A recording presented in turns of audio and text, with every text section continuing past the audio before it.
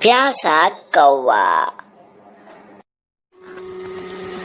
वे गर्मियों का मौसम था। इस बार गर्मियाँ कुछ ज्यादा ही है, क्योंकि बिना नए पौधे लगाए जो पेड़ पौधे थे उन्हें भी काटने के कारण नदियाँ तालाब सब सूख गए। इतने में वहाँ पहुँचा एक प्यासा कौवा। गर्मी के कारण उसका हाल बेहाल था। कौवे ने सोचा, हाँ, थोड़ा पानी मिल जाए तो अच्छा होगा। उड़ते उड़ते कौवे ने तालाब नदियाँ सब तलाश किया।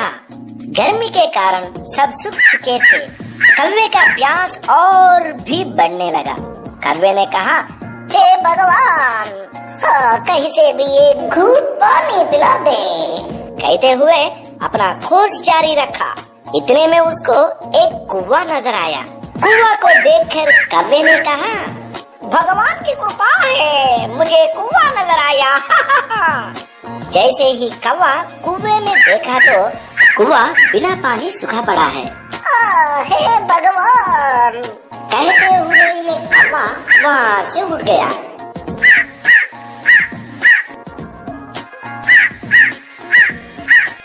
उड़ते उड़ते उसकी नजर एक घर के पास रखा हुआ लटके पे गए।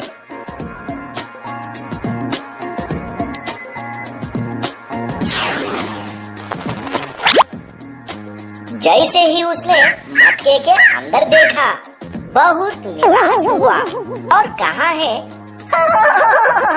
हे भगवान, पानी तो दिया लेकिन इतना कम कि मैं नहीं पी सकता हूँ, क्योंकि पानी बहुत नीचे है। वे बहुत निराश हुआ। बहुत पुरानी बात है। एक विशाल जंगल में बहुत से पशु पक्षी रहा करते थे। उनके बीच एक रंगीला नाम का बड़ा ही नेक हिरण भी रहता था। वो बहुत ही मेहनती, मिलनसार और परोपकारी था। वो अपने मन, कर्म और वचन से सबका ख्याल रखता था। किसी का स्वास्थ्य खराब होने पर वो हालचाल लेने के साथ साथ उसके उपचार की भी व्यवस्था करता था। वो जहाँ रहता था वहाँ अपने मेहनत से चारों तरफ हरियाली फैलाए रहता था। एक बार रंगीला स्वयं बीमार पड़ गया।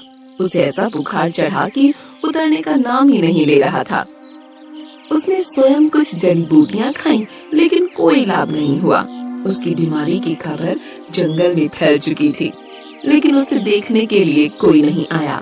तब उसका मन अधिक मुरझा गया। उससे उठा नहीं जा रहा था। फिर भी वो उठकर कुछ आगे आया और उसने देखा 2 हिरण उसके इलाके में आ गए थे। वो बड़ी बड़ी हरी हरी घास खा रहे थे। उन्होंने जब रंगीला को देखा तो मुस्कुराने लगे। अरे रंगीला, कैसी है तुम्हारी तबीयत? हम तो तुमसे ही मिलने आए हैं, तुम्हारा हालचाल जानने आए हैं।